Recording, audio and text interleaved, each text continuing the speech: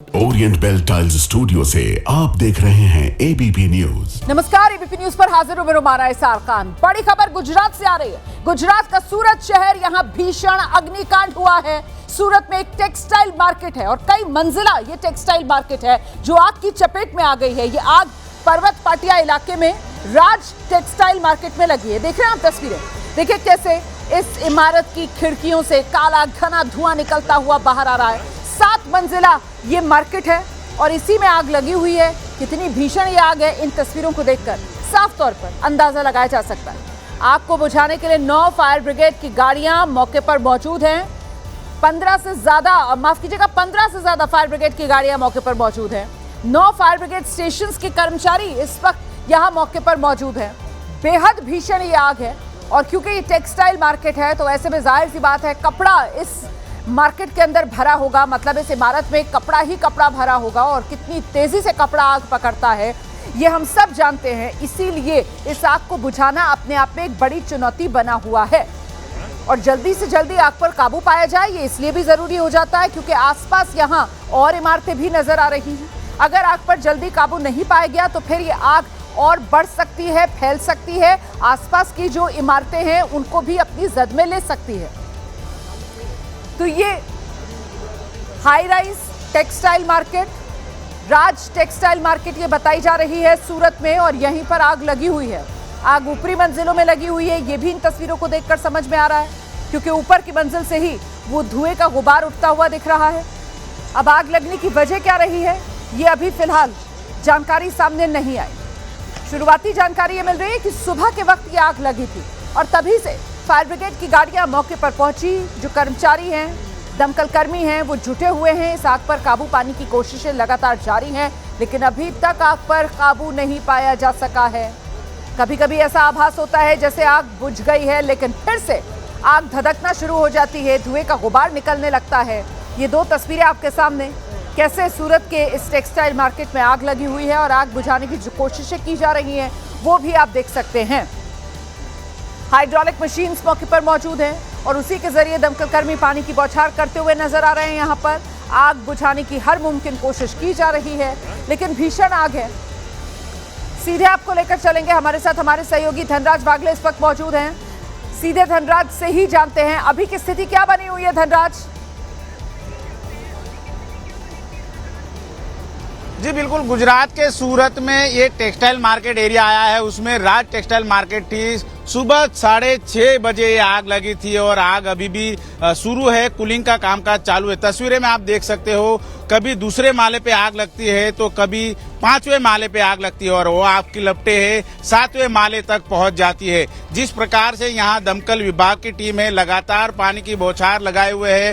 हालांकि 6:30 बजे आग लगी थी, ऐसे में टेक्सटाइल मार्केट में कोई भी कामदार था वो मौजूद नहीं था। 6:30 बजे लगी आग का मैसेज है वो 8:30 बजे फायर विभाग को दिया गया था। फायर की टीम है, एक के बाद 9 जितने फायर स्टेशन की टीम है वहां दमकल विभाग की टीम पहुंची थी। कुल 15 जितनी फायर की टीम है वो चारों दिशाओं में से पानी का मारा चला रही है। जिस प्रकार से भीषण आग यहाँ पर देखने को मिल रही है, ऐसे में यहाँ पर ब्रिगेड कॉल जाहिर किया गया है। जिस प्रकार से टेक्सटाइल मार्केट में आग लगी है, हालांकि कोई हताहत होने की कोई जानकारी नहीं मिले लेकिन जिस प्रकार से एक एक दुकान के अंदर 7 से 8 करोड़ रुपए का कपड़े का जत्था है वो मौजूद रहता है। इसमें जिस प्रकार से जानकारी मिली है 7वें माले पे ये भीषण आग चल रही है और चारों बाजू से पानी का मारा चला जा रहा है।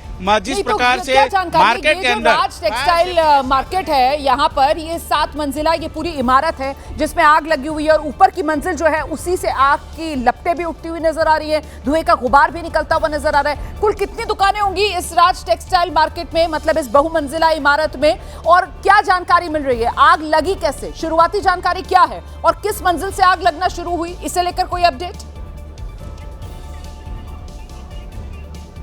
जी बिल्कुल, राज टेक्सटाइल मार्केट के दूसरे माले के जो लीफ एरिया होता है, लीफ एरिया के बाजू में शॉर्ट सर्किट हुआ था वायरिंग में और वो वायरिंग पैसेज से हो करके 7वें माले तक पहुंचा था और शॉर्ट सर्किट के कारण ये आग लगी होने का प्राथमिक अनुमान मनाया जा रहा है। 7 मंजिला इमारत है, उसमें 180 जितनी दुकानें हैं और ये दुकानों में ऑनलाइन कपड़ा ट्रेडिंग का कामकाज चल रहा था और सबसे ज्यादा कपड़े का माल भराव है वो इसमें रखा गया था। हालांकि जो कपड़े का माल है वो पेट्रोकेमिकल पैदाश से बना होता है। ऐसे में जब तक ये कपड़ा न जल जाए तब तक धुएं का बुआर है वो देखने को मिलता है। हालांकि चारों ओर से पानी का मारा यहाँ पर लगाया जा रहा है। कुल 15 जितने टीम है वो आग को काबू में लेने की कोशिश कर रही है, लेकिन जिस प्रकार से फायर की टीम का कहना है कि आग काबू में आ चुकी है और कूलिंग का कामकाज चालू है, जो कि कूलिंग का कामकाज जब चालू होता है तो 7वें माले पे लगी हुई आग जो पानी से बुझाया जाता है, लेकिन तुरंत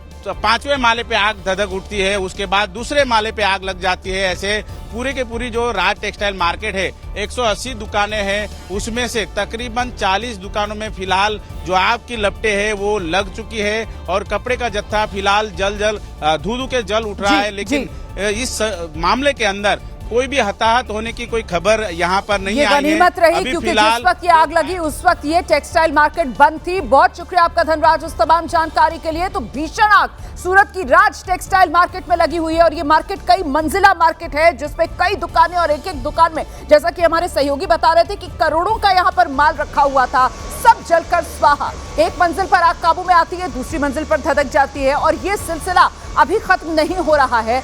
मौके पर दमकल की कई टीम्स मौजूद हैं, आग बुझाने की मशक्कत की जा रही है और उससे भी ज्यादा प्राथमिकता इस बात को दी जा रही है कि जो आसपास की इमारतें हैं कम से कम उन तक आग की ये लपटें ना पहुंचे और वो बची रहें।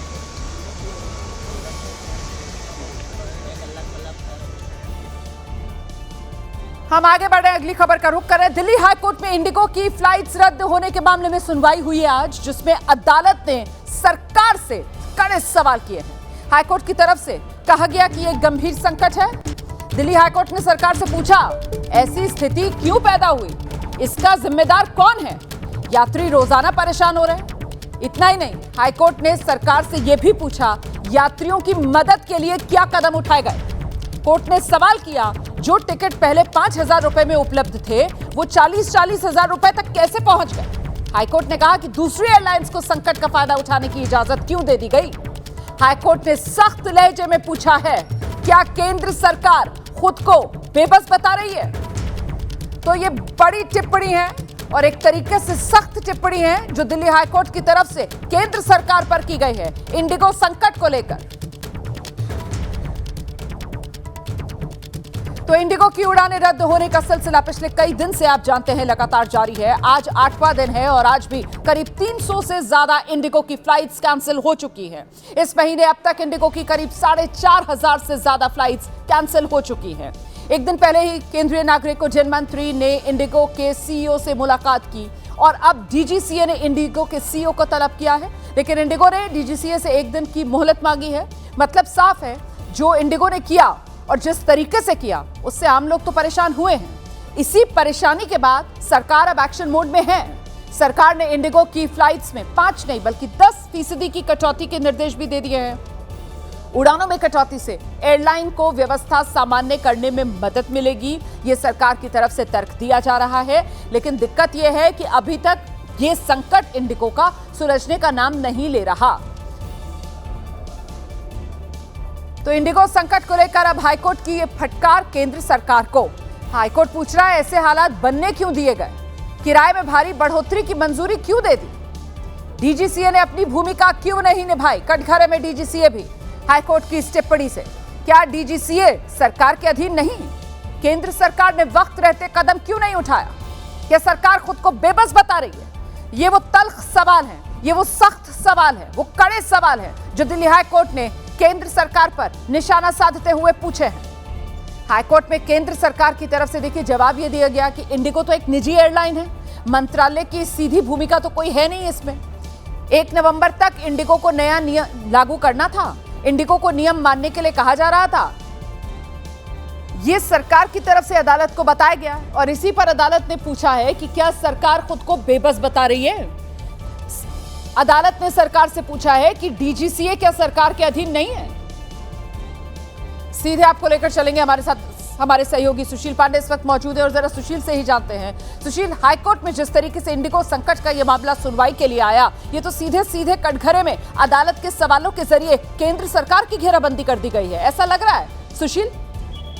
जी बिल्कुल रुमाना जी, देखिए सीधे तौर पर इस पूरे मामले में केंद्र सरकार की तरफ से कदम जो उठाए गए हैं वो देरी से उठाए गए। इसको लेकर दिल्ली हाईकोर्ट ने नाराजगी जताई। दिल्ली हाईकोर्ट ने सीधे तौर पर केंद्र सरकार से ये सवाल किया कि आखिर इंडिगो पे अगर इतना बड़ा संकट था तो केंद्र सरकार की तरफ से जो उनकी एजेंसी थी डीजीसीए, उसकी तरफ से कदम जल्दबाजी में क्यों नहीं उठाए गए। हालांकि केंद्र सरकार की तरफ से ये कहा गया कि जब संकट की जानकारी उन्हें हुई तो उन्होंने इंडिगो को सो कॉज नोटिस जारी किया, जुर्माना लगाने की तैयारी की जा रही है, क्रू की भर्ती नहीं की है, इसको लेकर कार्रवाई की जा रही है। इस पर दिल्ली हाईकोर्ट ने सीधे तौर पर सवाल किया कि जब पायलट के खदान को लेकर नियम पहले ही लगाए गए थे तो डीजीसीए जो मॉनिटरिंग कमेटी थी उसके तरफ से कोई कदम पहले क्यों नहीं उठाया गया, और जब इसको लागू किया जाना था तो डीजीसीए को इस संकट की जानकारी कैसे नहीं हुई। ये कहा गया कि केंद्र सरकार सीधे तौर पर इंटरफेयर नहीं कर सकता है। इस पर दिल्ली हाईकोर्ट ने नाराजगी जाहिर करते हुए कहा कि अगर केंद्र सरकार सीधे तौर पर इस पूरे मामले में कार्रवाई नहीं कर सकती है तो परेशानी किसकी है। आम जनता एयरपोर्ट पर सोने को मजबूर है। ऐसे हालात में सरकार की तरफ से जो कदम उठाए गए उनमें देरी क्यों की गई। केंद्र सरकार की तरफ से तमाम जो कदम उठाए गए हैं उसकी जानकारी दिल्ली हाईकोर्ट को दी गई, जिसके बाद जो याचिका दाखिल की गई थी रुमाना जी, उसका कोर्ट ने स्वतः संज्ञान लेके मामले की सुनवाई की है। बहुत शुक्रिया आपका इस तमाम जानकारी के लिए सुशील। इस बीच एक और बड़ी खबर दर्शकों को बता दें, इंडिगो संकट को लेकर दिल्ली हाईकोर्ट ने जो केंद्र से नाराजगी जताई है, इंडिगो संकट का कारण डीजीसीए के निर्देशों का पालन न होना, ये केंद्र की तरफ से कहा गया है। एफटीडीएल पालन के लिए सॉफ्टवेयर सपोर्ट में भी भारी कमी थी, डीजीए सर्कुलर का उल्लंघन हुआ है। संकट के बाद डीजीसीए और मंत्रालय ने आपात कदम उठाए हैं, केंद्र की तरफ से अदालत को यह बताया गया है। हम सीधे आपको लेकर चलेंगे, सुशील पांडे हमारे साथ लगातार बने हुए हैं। सुशील, केंद्र सरकार की तरफ से अदालत को क्या जवाब दिया गया है, जरा विस्तार से बताइए। जी देखिए, केंद्र सरकार की तरफ से सीधे तौर पर दिल्ली हाईकोर्ट को ये जानकारी दी गई है कि इंडिगो संकट को लेकर तमाम जो आपात कदम है वो तुरंत उठाए गए हैं, सो कॉज नोटिस जारी किया गया है, और ये जानकारी ली गई है कि किस तरह से ये पूरा संकट जो है वो उठाया गया है, और इस संकट को लेकर केंद्र सरकार की तरफ से फिलहाल जुर्माना भी लगाने की जो प्रक्रिया है वो की जा रही है। लेकिन बड़ा सवाल दिल्ली हाईकोर्ट के समक्ष ये था कि आखिर अगर इतना बड़ा संकट अगर आ रहा था तो केंद्र सरकार या डीजीसीए को इसकी भनक क्यों नहीं लगी। अब सवाल ये है कि केंद्र सरकार से सवाल हाईकोर्ट ने ये किया कि अगर फ्लाइट में जो 24 का नियम लागू किया गया था उस नियम के आधार पर अगर इंडिगो उसका पालन नहीं कर रहा था तो जो पायलट रात में 2 फ्लाइट उड़ाने के लिए सक्षम थे वो 6 फ्लाइट उड़ाने के लिए उनको फोर्स किया जा रहा था, और ऐसे में पब्लिक सेफ्टी एक बड़ा इशू बनता है। तो ऐसे में डीजीसीए की तरफ से पहले कदम क्यों नहीं उठाया गया। इंडिगो इस पूरे मामले में काम करने में नवंबर माह बिल्कुल, देखिए सवालों का कटघरा जो एक के बाद एक खड़ा किया गया दिल्ली हाईकोर्ट की तरफ से। हालांकि केंद्र सरकार की तरफ से भी जवाब इस मामले को लेकर देने की कोशिश की गई है, लेकिन इस बीच एक और बड़ी खबर दर्शकों को बताते हैं। इंडिगो के सीईओ ने डीजीसीए जांच पैनल से मोहलत मांग ली है। इंडिगो सीईओ को पेश होने के लिए 1 दिन की मोहलत दे दी गई है। अब इंडिगो के सीईओ आज नहीं बल्कि कल दोपहर 3 बजे पेश होंगे। इंडिगो के सीईओ से 6 मुद्दों पर जानकारी मांगी जाएगी।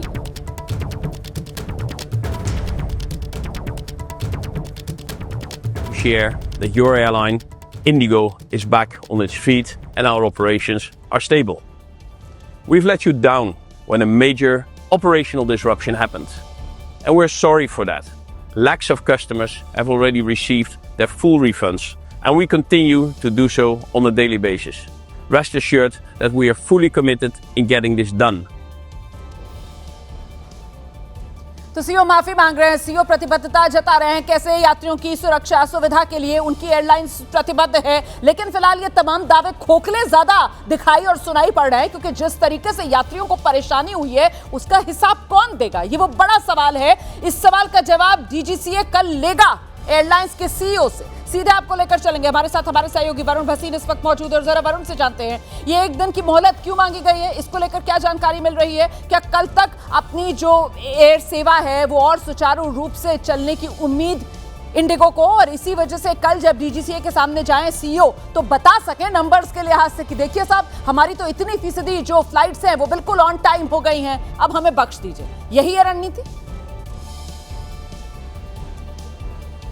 जी बिल्कुल, देखिए इंडिगो का ये कहना था कि 10% की कटौती लगी है, उसके हिसाब से हमें आज शाम तक 5 बजे तक रोस्टर जमा कराना है। सरकार ने साफ कहा था कि 10 दिसंबर 5 बजे तक शाम को आप अपना नया रोस्टर दे दीजिए। हमने 10% कटौती करने को कहा है, आप वो सब काटिए और जो आपको इस वक्त FDTL के नियम में यानी कि जो फ्लाइंग आवर्स थे जितने भी आपके क्रू के और पायलट्स के, उनको आप अब नई तरीके से रिस्केड्यूल करके 5 बजे तक मुझे आज शाम को आप सब कुछ बताइए और अगले दिन से फ्लाइट छोड़ाइए। तो अब 10% कटौती के बाद आज नया अपना रोस्टर तैयार करके 5 बजे तक इंडिगो देगा और कल 3 बजे इस वक्त CEO और इंडिगो के सभी ऑफिशियल्स वहां पर पहुंचेंगे DGCA के सामने और उन सभी बातों का जवाब देंगे। शायद जो सवाल आज कोर्ट DGCA से पूछता हुआ नजर आ रहा था, आज कोर्ट इस पे सुनवाई नहीं कर रहा था कि क्या हुआ है आप हमें बता दीजिए, क्योंकि मंत्री उसका जवाब संसद में भी दे चुके हैं। लेकिन आज ये था कि ये स्थिति पैदा ही क्यों हुई। अगर DGCA ने देख लिया था कि एक महीने में, नवंबर के महीने में इंडिगो की इतनी फ्लाइट्स कैंसिल हुई हैं, तो आपने 1 तारीख को मीटिंग भी ली, खुद आकर संसद में जवाब देते कि हमने 1 तारीख को ली। तो यहां पर प्रॉब्लम हुई है विजिलेंस की, क्या DGCA को नहीं देखना था? यही सवाल हाई कोर्ट ने भी पूछा कि आप इस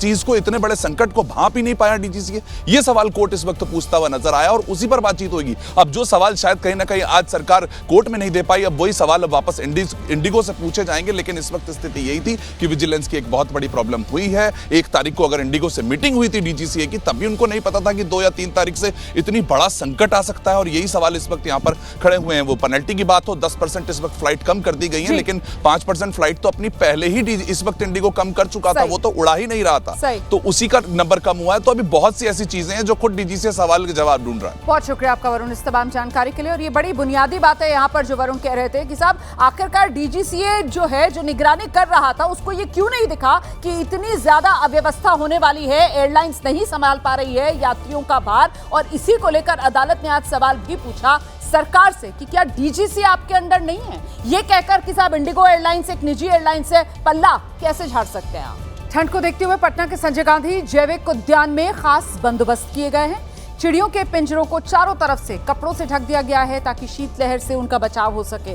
वन्य जीवों के पिंजरों में कहीं हीटर लगाए जा रहे हैं, कहीं हाई वोल्टेज बल्ब लगा दिए गए हैं ताकि गर्माहट उन्हें मिल सके। और अजगर और सांप के लिए तो बाकायदा कंबल बिछा दिए गए हैं। वहीं पशु पक्षियों के खाने पीने का भी बहुत ख्याल रखा जा रहा है मौसम के हिसाब से। जो शाकाहारी पशु हैं जैसे भालू हो गया, ऑस्ट्रिच हो गया, इन्हें खाने में अंडे दिए जा रहे हैं और चिंपैंजियों को मुरब्बे खिलाए जा रहे हैं, च्यवनप्राश दिया जा रहा है। मांसाहारी जो जानवर हैं उनके खाने में मीट की तादाद बढ़ा दी गई है। तो चिड़ियाघर में सर्दी की खास तैयारी है, हीटर से लेकर कंबल तक सबकी व्यवस्था की गई है और खाना भी मौसम के हिसाब से शरीर को गर्माहट देने वाला खाना दिया जा रहा है।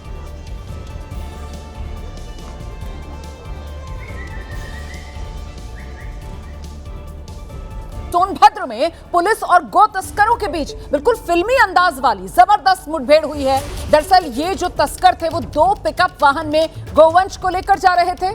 सूचना मिलने पर पुलिस ने इनकी घेराबंदी की। CO सिटी रणधीर मिश्रा ने अपनी टीम के साथ भागती पिकअप वैन का पीछा करना शुरू किया। इसका वीडियो सामने आया जिसमें पुलिस टीम वैन का पीछा करती नजर आ रही है। पुलिस की कई टीम्स ने दबाव बनाते हुए कई किलोमीटर तक इन पिकअप वैन का पीछा किया। भागते तस्करों ने बचने की कोशिश की, एक सिपाही को पिकअप से टक्कर भी मारी। इसके बाद तस्करों ने पुलिस टीम पर फायरिंग शुरू कर दी। जवाबी एक्शन पुलिस की तरफ से किया गया। 2 तस्कर गोली लगने से घायल हुए हैं, 3 तस्कर मौके से फरार हो गए हैं। पुलिस ने उनके पास से अवैध तमंचा, कारतूस भी बरामद किए हैं। और बाद में पुलिस ने जब अपने अंदाज में तस्करों की धुनाई की तो फिर वो माफी मांगते नजर आए हैं।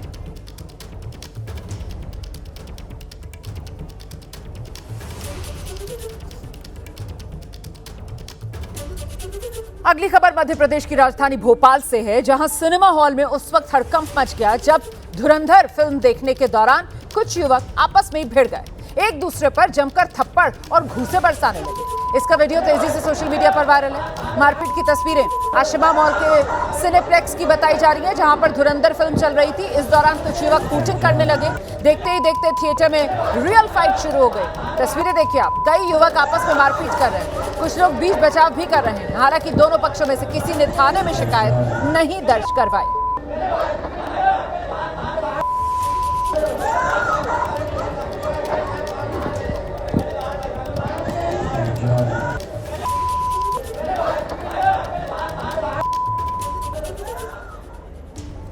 उत्तर प्रदेश के कुशीनगर में उस वक्त अफरा तफरी मच गई जब एक युवक मोबाइल टावर पर चढ़ गया। युवक को टावर पर चढ़ा हुआ देख गांव के लोग तो सकते में आ गए।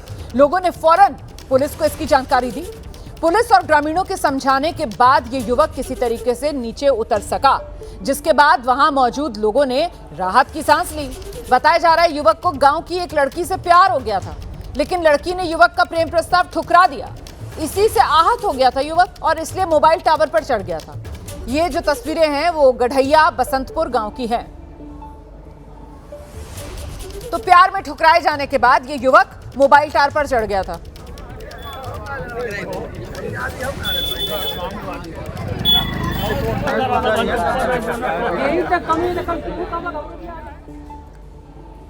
अगली खबर पश्चिम बंगाल कोलकाता से है। यहां रफ्तार का कहर दिखा है।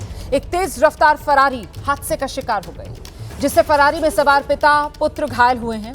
फरारी की चपेट में आने से एक पैदल चल रहा व्यक्ति भी घायल हुआ है। सभी घायलों को अस्पताल में भर्ती करा दिया गया है। शुरुआती जांच में पता चला है कि जो फरारी गाड़ी थी इसकी रफ्तार बहुत तेज थी। इसी वजह से रेसकोर्स के पास पहुंचकर गाड़ी बेकाबू हो गई, पेड़ से जाकर टकरा गई। और ये कार की हालत देखिए आप, ये फरारी कार है, देखकर अंदाजा लगाना मुश्किल है। इस गाड़ी की हालत देखकर आप समझ सकते हैं कि हादसे के वक्त रफ्तार कितनी तेज रही होगी। ये जो हादसा है वो रेड रोड पर विक्टोरिया मेमोरियल के बिल्कुल नजदीक हुआ है।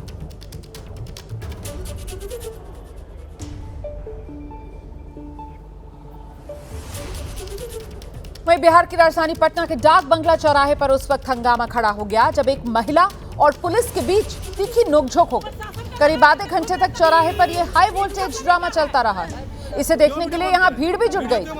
दरअसल ये पूरा विवाद तब हुआ जब चौराहे पर पुलिस की पेट्रोलिंग गाड़ी ने रॉन्ग साइड से यू टर्न लिया। मतलब गलती पुलिस की गाड़ी से की थी। पुलिस की ये पेट्रोलिंग गाड़ी थी, इसने रॉन्ग साइड से यू टर्न लिया और सामने से आ रही कार सवार महिला का पारा तब हाई हो गया। महिला ने वहीं अपनी गाड़ी पर ब्रेक लगाया। महिला ने पेट्रोलिंग कार में सवार महिला दरोगा से अपनी नाराजगी जताई, ट्रैफिक नियमों का हवाला दिया। विवाद इतना बड़ा कि महिला दरोगा जो है वो खाकी का रोप दिखाने लगी। महिला दरोगा ने गाड़ी सवार महिला को जेल में डालने की धमकी तक दे डाली। दोनों के बीच बहसबाजी हुई है। वीडियो आपके सामने है, सोशल मीडिया पर यह वायरल हो रहा है। वीडियो में महिला ट्रैफिक नियमों का हवाला दे रही है। वो कह रही है कि अगर कोई हादसा हो जाता तो इसका जिम्मेदार कौन होता।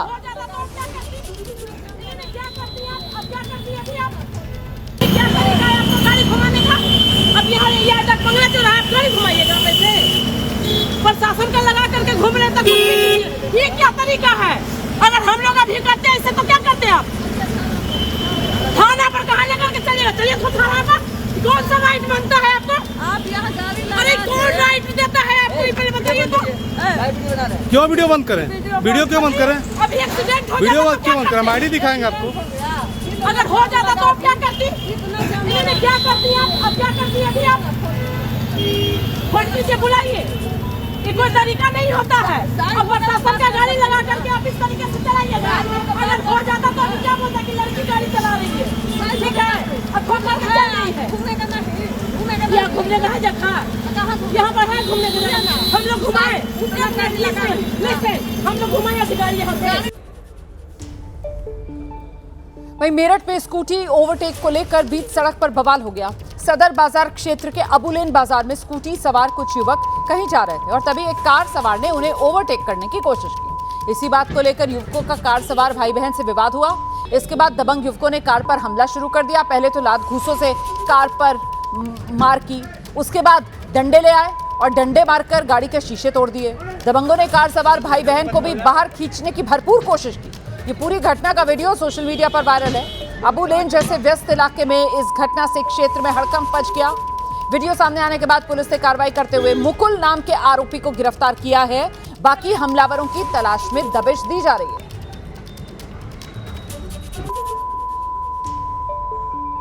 स्कूटी सवार युवक और जो कार सवार चालक थे, इनका ओवरटेकिंग को लेकर विवाद हुआ था, जिसके बाद स्कूटी सवार युवकों द्वारा उनका पीछा करके ये घटना कारित की गई है। इसमें तहरीर के आधार पर सुसंगत धाराओं में मुकदमा पंजीकृत किया गया है।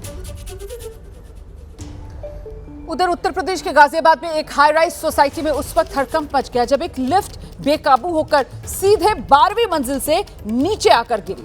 इससे लिफ्ट में सवार एक युवक, उसके पैर में फ्रैक्चर हो गया है। ये मामला गाजियाबाद की संचार रेजिडेंसी सोसाइटी का है।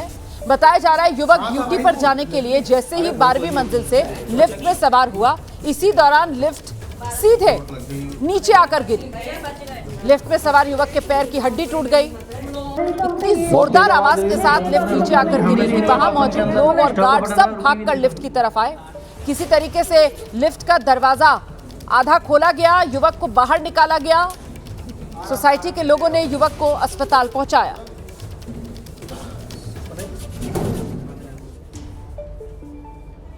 कहाँ था भाई तू? अरे बहुत लगी होगी। अच्छा किया? चोट लग गई। भैया बच गए। बहुत तेज आवाज हुई। हमने सुनी है बाथरूम के अंदर। स्टॉप का बटन दबाया, रुकी भी नहीं एकदम।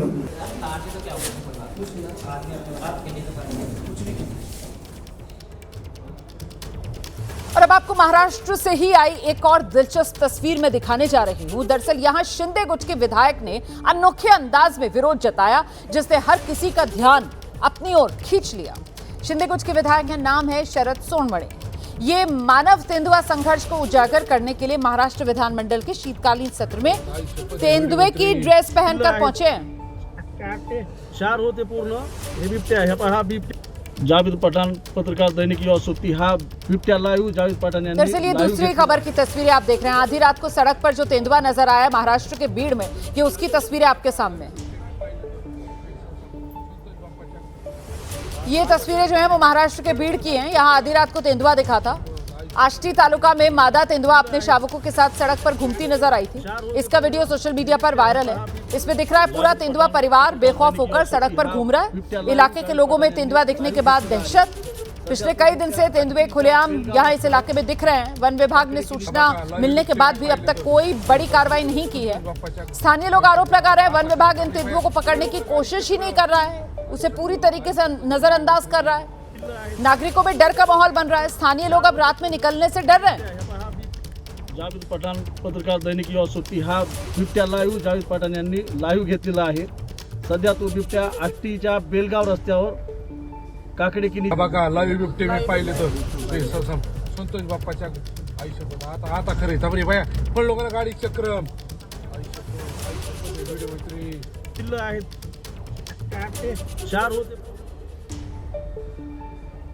तो ये महाराष्ट्र में जो तेंदुए का खौफ है वो आपने देख लिया। और अब इसी को विधानसभा में आवाज देने के लिए जो शिंदे गुट के विधायक हैं वो जो अनोखे अंदाज में दिखे हैं, वो तस्वीर भी आपको दिखा देते हैं। दरअसल ध्यान आकर्षित करने के लिए इस समस्या की ओर ये देखिए। शिंदे गुट के विधायक हैं, नाम है शरद सोनवणे। ये मानव तेंदुआ संघर्ष को उजागर करने के लिए महाराष्ट्र विधानमंडल के शीतकालीन सत्र में तेंदुए की ड्रेस पहनकर पहुंचे। सोनवणे का ये अनोखा प्रदर्शन और इसका उद्देश्य ग्रामीण और शहरी क्षेत्रों में बढ़ती तेंदुए की दस्तक और हमलों को लेकर सरकार का ध्यान आकर्षित करना है। बाकायदा मास्क भी लगा रखा है वो तेंदुए वाला अपने चेहरे पर। तेंदुए की ड्रेस पहनकर पहुंचे। राज्य के कई इलाके, खासकर अभी जैसा मैं आपको दिखा रही थी, बीड़ की तस्वीर दिखाई मैंने आपको, नासिक, अहमदनगर, पुणे, विदर्भ के कई हिस्से ऐसे हैं। मानव वन्यजीव मुठभेड़ में लगातार यहाँ बढ़ोतरी हो रही है। लोग डर में हैं।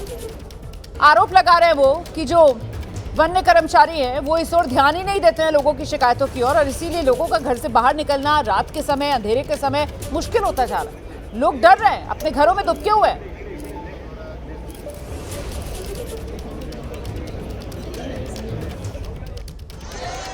उधर महाराष्ट्र के नागपुर में उस वक्त लोगों ने राहत की सांस ली है जब वन विभाग की टीम ने एक तेंदुए को पकड़ लिया। बताया जा रहा है इस तेंदुए के हमले से 7 लोग अब तक घायल हो चुके हैं। इलाके के अस्पताल में ही इन लोगों का इलाज चल रहा है। तस्वीरें देखिए आप। वन विभाग की टीम तेंदुए को रेस्क्यू कर ले जा रही है। बताया जा रहा है इस तेंदुए ने यहाँ के लोगों की नाक में दम कर रखा था। तेंदुए की जानकारी वन विभाग की टीम को दी गई। मौके पर टीम पहुंची, तेंदुए की खोज की गई, बाद में तेंदुआ पकड़ लिया गया।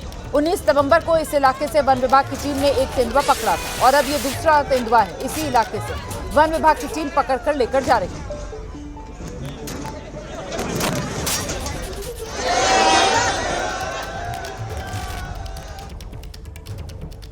उधर मध्य प्रदेश के सागर जिले से दुखद खबर सामने आई है। नेशनल हाईवे 44 पर भीषण सड़क हादसा हुआ।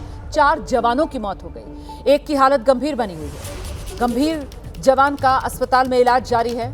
हैरानी की बात तो ये रही कि टीम में जो डॉग शामिल था वो पूरी तरीके से सुरक्षित है। जानकारी के मुताबिक मुरैना जिले का ये बम निरोधक दस्ता और डॉग स्क्वाड बालाघाट में तैनात था। वहां से जो BDDS वाहन है उसमें सवार होकर ये लोग वापस मुरैना लौट रहे थे। इसी दौरान नेशनल हाईवे पर बांदरी के पास एक कंटेनर से पुलिस वाहन की भिड़ंत हुई है। तस्वीरें आप देख रहे हैं। टक्कर इतनी जबरदस्त थी कि डॉग मास्टर समेत जो 4 जवान थे सबकी मौके पर मौत हो गई। टक्कर इतनी भीषण थी कि ड्राइवर और जवान गाड़ी के अंदर फंस गए थे। बाकायदा गाड़ी काटकर इनके शवों को बाहर निकालना पड़ा। मौके पर पहुंची पुलिस ने गाड़ी को काटा और शवों को बाहर निकाला। हादसे पर मुख्यमंत्री मोहन यादव ने भी दुख जताया।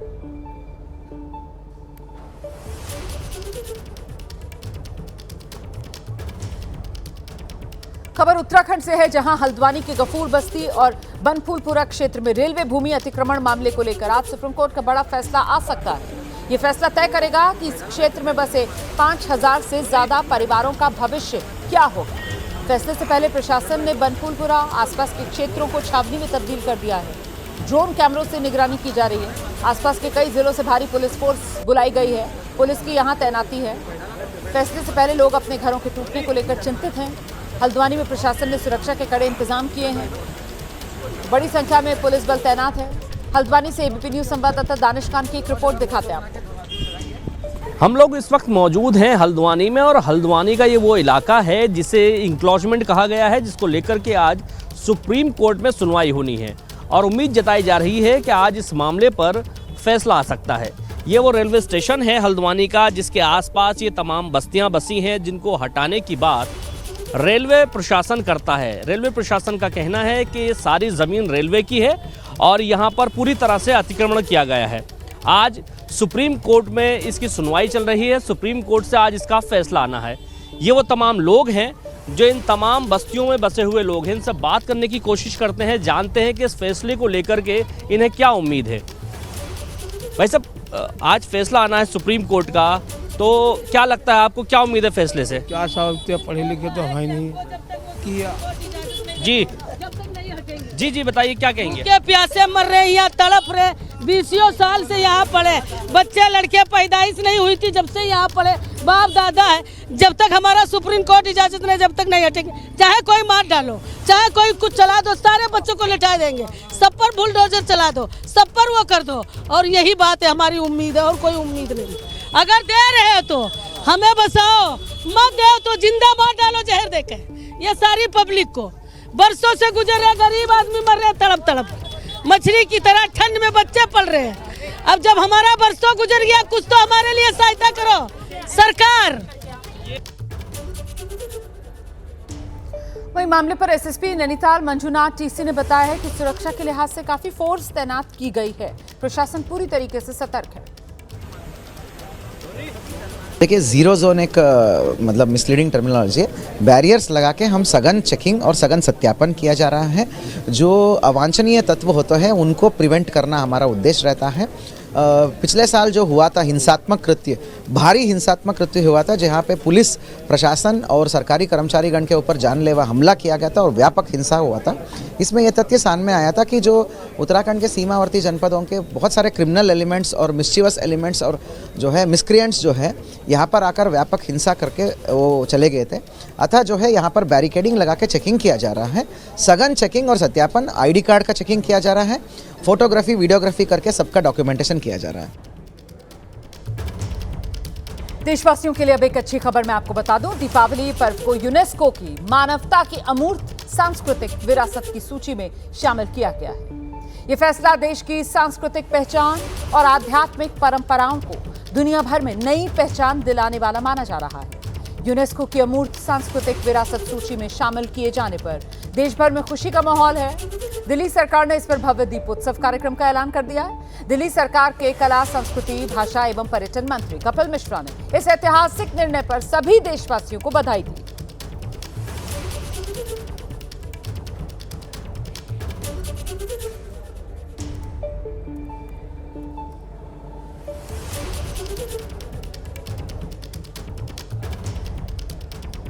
तो लाल किले पर आज दीपावली उत्सव मनाया जाएगा। ये दिल्ली सरकार का बड़ा ऐलान है। विशाल दीपों से लाल किले को सजाया जाएगा आज। दिल्ली में विशेष दीपोत्सव की तैयारी है। इसके अलावा दिल्ली हाट में भव्य सांस्कृतिक आयोजन किए जाएंगे। लाल किला दीपों से जगमगाएगा। प्रमुख चौक चौराहों पर भी सजावट होगी। दिल्ली में रोशनी की जाएगी। दीपावली का सा नजारा आज राजधानी दिल्ली में दिखेगा। सभी सरकारी इमारतों पर विशेष लाइटिंग का आज इंतजाम किया जाएगा। दीपावली थीम पर सांस्कृतिक कार्यक्रमों का आयोजन किया जाएगा। तो उपलब्धि बड़ी है और इसीलिए इस उपलब्धि पर जश्न भी बड़ा है, वही दीपावली के अंदाज वाला। दिल्ली से सटे ग्रेटर नोएडा में दबंगों की दबंगई का एक वीडियो सामने आया है। यहां करीब आधा दर्जन दबंग थे, मिलकर एक युवक को बेरहमी से पीट डाला। मारपीट का वीडियो तेजी से वायरल है। वीडियो में देखिए आप, एक युवक को कुछ दबंगों ने घेर रखा है, उस पर लात घूंसे बरसाए जा रहे हैं। सड़क पर गिरा कर उसे पीटा जा रहा है। बताया जा रहा है कि बाइक हटाने को लेकर यह पूरा विवाद हुआ।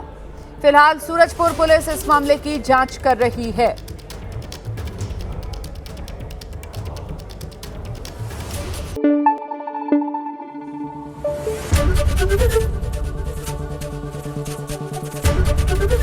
एबीपी न्यूज आपको रखे आगे।